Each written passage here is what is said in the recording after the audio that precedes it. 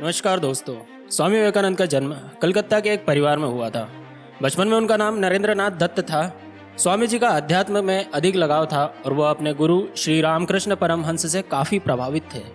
अपने गुरु के मृत्युपरांत उन्होंने बड़े पैमाने पर भारतीय महाद्वीपों का दौरा किया और ब्रिटिश गतिविधियों का संपूर्ण अध्ययन किया।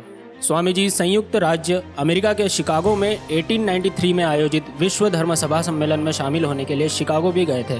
विश्व धर्म सभा सम्मेलन में भारत और हिंदुस्तान के लोगों का प्रतिनिधित्व भी स्वामी जी ने किया था। वहाँ उन्होंने हिंदू धर्म का प्रचार प्रसार भी किया। स्वामी जी युवाओं को देश का भविष्य मानते थे। यही कारण है कि स्वामी जी के जन्म को युवा दिवस के रूप में मनाया जाता है। स्वामी जी का जन्म 12 जनवरी 1863 को कोलकाता के एक परिवार में हुआ था। उनके बचपन का नाम नरेंद्रनाथ दत्त था। उनके पिता विश्वनाथ दत्त कलकत्ता हाई कोर्ट के प्रसिद्ध वकील थे। उनकी माता का नाम भुवनेश्वरी देवी था। उनकी माता धार्मिक विचारों वाली महिला थी। उनके परिवार में लोगों का आकर्षण भगवान के प्रति अधिक था, जिसके कारण स्वामी जी का अधिकांश समय भगवान शिव के पूजा अर्चना में व्यतीत होता था। नरेंद्र के माता पिता के धार्मिक प्रगतिशील विचारों के कारण उनकी सोच और व्यक्तित्व को आकार देने में मदद मिली।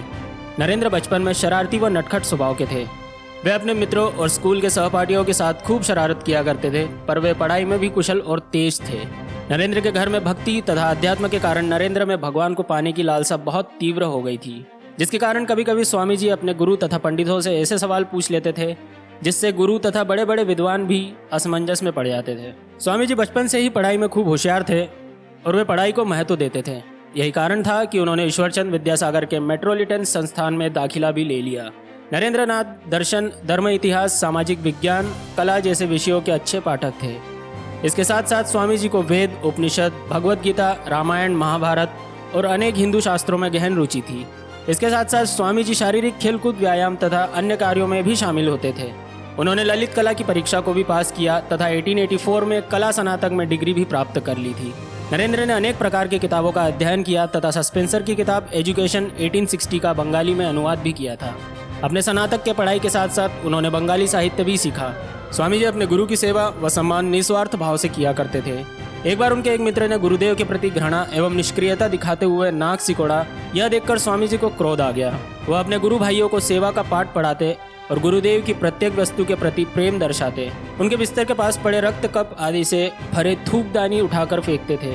गुरु के प्रति ऐसी अनंत भक्ति एवं निष्ठा के कारण ही वे अपने गुरु के शरीर एवं दिव्यात्मा आदर्शों की उत्तम सेवा कर सके।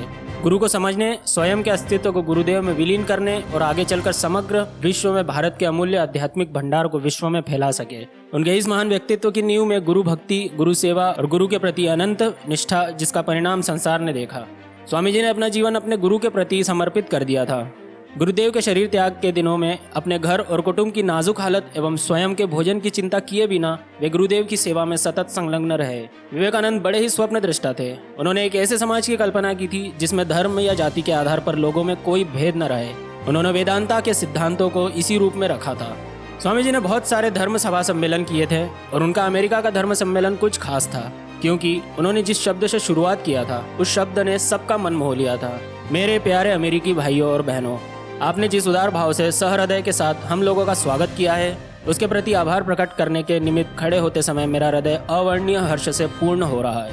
हमारे देश तथा हम सब की तरफ से मैं आप सबका सहृदय धन्यवाद करता हूँ। सभी संप्रदायों एवं मतों के कोटि कोटि हिंदू के ओर से मैं धन्यवाद देता हूँ।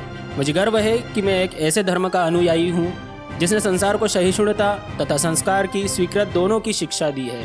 मुझे एक ऐसे देश का नागरिक होने का अभिमान है जिसने समस्त देशों और धर्मों के उत्पीड़ितों और शरणार्थियों को आश्रय दिया है। स्वामी जी ने 24 वर्ष की उम्र में ही सन्यासी जीवन में प्रवेश कर दिया था और वो गेरुआ वस्त्र धारण करने लगे थे।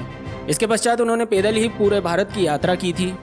स्वामी जी ने 31 मई 1893 को अपनी यात्रा शुरू की और जापान के कई शहरों का दौरा किया। चीन और कनाडा होते हुए अमेरिका के शिकागो पहुंचे। सन 1893 में शिकागो अमेरिका में विश्व धर्म परिषद हो रहा था। स्वामी विवेकानंद ने उस परिषद में भारत की ओर से प्रतिनिधित्व किया। यूरोप अमेरिका के लोग उस समय भारत के लोगों को बहुत दृष्टिहीन नज़र से देखते थे। वहाँ के कुछ लोगों ने प्रयत्न किया कि स्वामी जी को बोलने का मौका ही न मिले, परंतु एक अमेरिकन प्रोफेसर के प्रयास से उन्हें थोड़ा समय मिल गया। उस परिषद में उनके विचार सुनकर बड़े बड़े विद्वान चकित हो गए। फिर तो अमेरिका में उनका अत्यधिक स्वागत हुआ। वहाँ स्वामी जी के अनेक भक्त भी बन गए। स्वामी विवेकानंद अमेरिका में 3 साल रहे और लोगों को भारत के अनेक विचार और संस्कृति का ज्ञान दिया। उनके ज्ञान और बुद्धिमत्ता को देखते हुए अमेरिका की मीडिया ने उन्हें साइक्लोनिक हिंदू का नाम दिया था। आध्यात्म, विद्या और भारतीय दर्शन के बिना विश्व अनाथ हो जाएगा, यह स्वामी विवेकानंद का विश्वास था। अमेरिका में उन्होंने रामकृष्ण मिशन के कई मंडल स्थापित किए। स्वामी जी सदैव गरीबों की मदद किया करते थे, जिसके कारण लोग उन्हें गरीबों का सेवक भी कहते थे। स्वामी जी ने देश देशांतरों में अपने देश का नाम उज्जवल करने का प्रयत्न किया था। स्वामी जी के जीवन परिचय से ज्ञात होता है कि स्वामी जी जो काम 39 वर्ष के संक्षिप्त जीवन काल में कर गए थे, वह ज्ञान आने वाली पीढ़ियों को मार्गदर्शन करता रहेगा। 30 वर्ष की आयु में स्वामी जी ने शिकागो के विश्व हिंदू सम्मेलन में भारत का प्रतिनिधित्व किया और भारत को एक अलग पहचान दिलाने में मदद दिलाई। रविन्द्रनाथ ठाकुर ने एक बार कहा था कि अगर आप भारत को जानना चाहते हो तो विवेकानंद को पढ़िए, उनमें आप सब कुछ सकारात्मक ही पाएंगे, नकारात्मक कुछ भी नहीं। रोमारोला ने कहा था कि विवेकानंद के जैसा दूसरा व्यक्ति होना मुमकिन ही नहीं है। वे जहाँ भी गए सर्वप्रथम ही रहे। उनमें लोग अपने प्रतिनिधि का दिग्दर्शन करते थे। वे ईश्वर के प्रतिनिधि थे और सब पर प्रभुत्व प्राप्त कर लेना उनका भाव था। वे केवल संत ही नहीं, एक अच्छे वक्ता, एक अच्छे लेखक और मानव प्रेमी भी थे। उन्होंने कहा था कि मुझे ऐसे युवा सन्यासी चाहिए जो भारत के ग्रामों में फैलकर देशवासियों की सेवा में खप जाए, लेकिन उनका यह सपना पूरा नहीं हुआ। स्वामी विवेकानंद पुरोहितवाद, धार्मिक आडंबरों और रूढ़ियों के सख्त खिलाफ थे। स्वामी विवेकानंद अंग्रेजों द्वारा शुरू किए गए अंग्रेजी शिक्षा व्यवस्था के विरोधी थे, क्योंकि इस शिक्षा का उद्देश्य सिर्फ बाबुओं की संख्या बढ़ाना था। वह ऐसी शिक्षा चाहते थे जिससे बालक का सर्वांगीण विकास हो सके। बालक की शिक्षा का उद्देश्य उसको आत्मनिर्भर बनाकर अपने पैरों पर खड़ा करना है।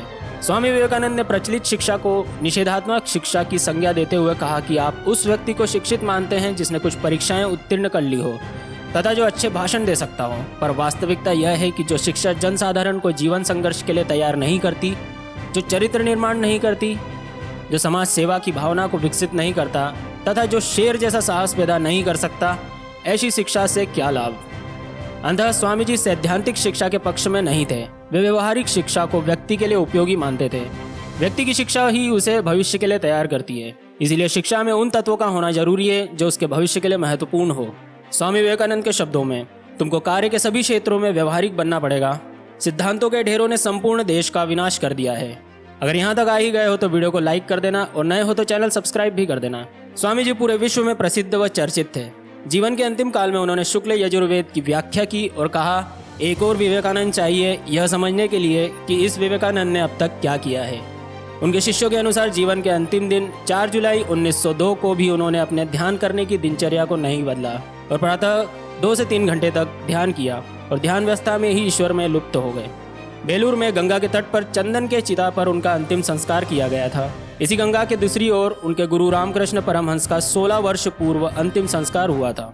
स्वामी जी के शिष्यों ने उनके सम्मान में उस घाट पर विवेकानंद का मंदिर का निर्माण कराया और उनके विचारों को लोगों में फैलाने लगे। स्वामी जी के विचारों का प्रचार प्रसार करने के लिए 130 से भी अधिक केंद्रों को स्थापित किया गया। आज के लिए इतना ही, मिलते हैं अगली वीडियो में। Thank you.